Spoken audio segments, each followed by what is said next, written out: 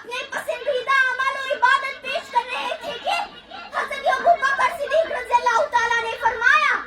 آنکھیں میری چہرہ آپ کا، مال میرا حکم آپ کا، بیٹی میری حرم آپ کا، اور خوش نصیبی تو دیکھیے کہ اللہ تعالیٰ نے آپ کی تینوں خواہشات کو پورا فرمایا۔ ہجرت مدینے کے اس یادگار سفر میں ابو بکر نے جس طرح رحمت العالمین کی خدمت و پاسبانی کا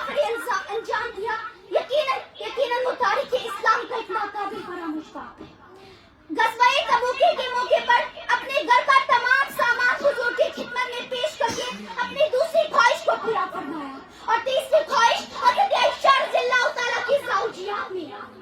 حاضری محفل وفا عزت جانثاری اور عشق کا اگر کوئی مادی وجود ہوتا تو وہ یقیناً صدیق اکبر کی شکل بھی ہوتا۔ یقیناً منبع خوف خدا صدیق اکبر ہے، یقیناً منبع خوف خدا صدیق اکبر ہے، حقیقی عاشق الخیر والا صدیق اکبر ہے۔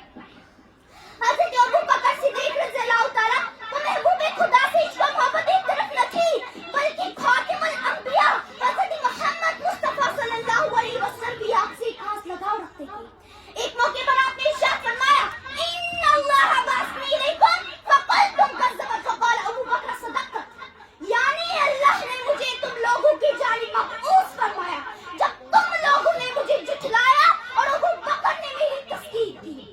آخر میں بس یہی کہنا چاہتی ہوں کہ اللہ تعالیٰ مجھے اور آپ کو عشق رسول بنائے، ہمارا حلیہ حالیہ عمل و افعال باوری قرار ہو کہ ہم اسی آخری نبی کے امتی ہیں کہ جس سے صحابہ نے ایسا عشق کر کے دکھایا کہ جس کی مثال ہی نہیں ملتی۔ وہ پہلا مددگار، پہلا صحابی نبی نے جسے ہر قدم پر دعا دی، وہ افضل بشر بعد اس ابنیا ہے، وہ جانے صداقت، وہ جانے وفا ہے۔